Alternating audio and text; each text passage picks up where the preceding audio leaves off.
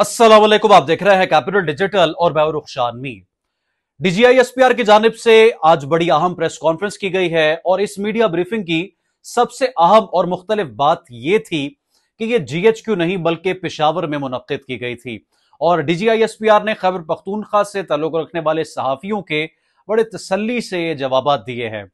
आप जानते हैं कि गुज़श्ता रोज से अफगानिस्तान के दारुल हुकूमत काबुल में कुछ एयर स्ट्राइक्स की खबरें सोशल मीडिया पर ज़ेर गर्दिश हैं और बिलखुसूस अफगानिस्तान में इस हवाले से बातचीत की जा रही है।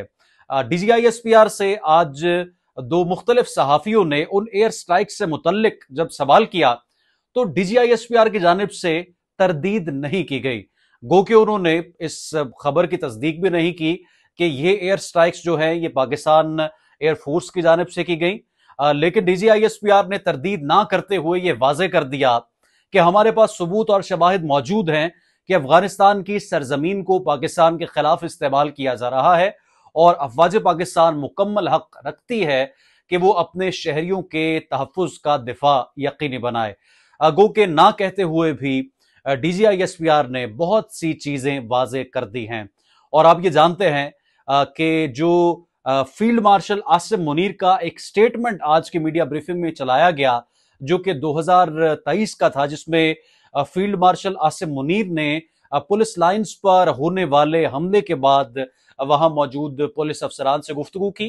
और उनकी हौसला अफजाई करते हुए वहां पर कुरानी आयात का जिक्र किया और ये कहा कि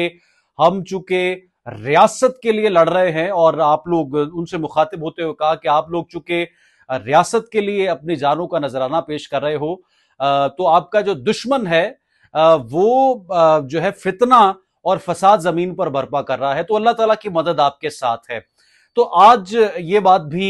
डीजीआई एसपीआर की जानिब से वाजे कर दी गई है कि किसी तौर भी पाकिस्तान में अमन के क़याम के लिए जो अफवाज पाकिस्तान है वो अपनी कुर्बानियां देने से दरेग नहीं करेगी और इस वक्त इंडिया को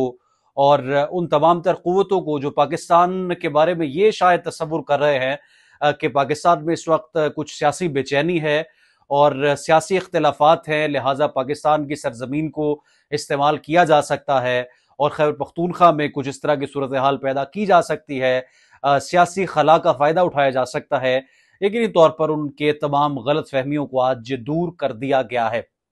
अब आप देखें कि खैबर पख्तूनख्वा हो, बलूचिस्तान हो या फिर पाकिस्तान के जो कबायली अजला हैं, यहाँ पर पाकिस्तान ने दहशतगर्दी के खिलाफ रियासत पाकिस्तान ने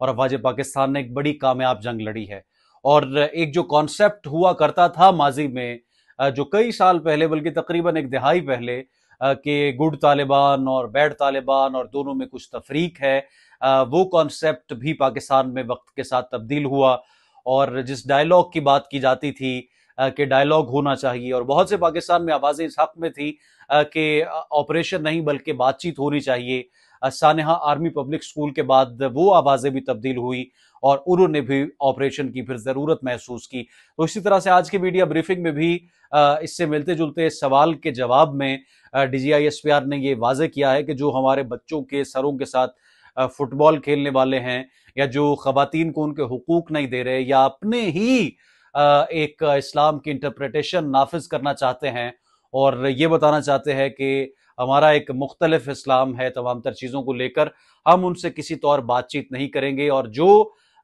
इस मौके पर या इस सूरत हाल में बार बार बातचीत की तरफ इशारा करता है वो जो है उसको खुद समझना चाहिए। तो ये आज बड़ी दो टोक प्रेस कॉन्फ्रेंस थी और मीडिया ब्रीफिंग थी डीजीआई एसपीआर की जानिब से। अब चंद चीज़ें आप देखेंगे इस मीडिया ब्रीफिंग में जो वाजे की गई और कुछ मामलात जो कि शायद बहुत से लोग इस बारे में सोशल मीडिया पर तो बात कर रहे हैं और इस हवाले से एक सोशल मीडिया पर एक डिबेट भी शुरू हो जाती है कि क्या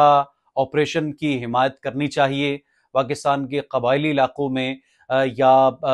फौज अगर ऑपरेशन कर रही है तो क्या उसको सपोर्ट करना चाहिए या उसको सपोर्ट नहीं करना चाहिए। आपको याद है कि बलूचिस्तान में कोयटा में जब ट्रेन या बस से उतारकर निहत्ते मजलूम पंजाबियों को मारा गया, उनकी जानें ली गईं और जिसमें खवातीन और बच्चे बुजुर्ग शामिल थे,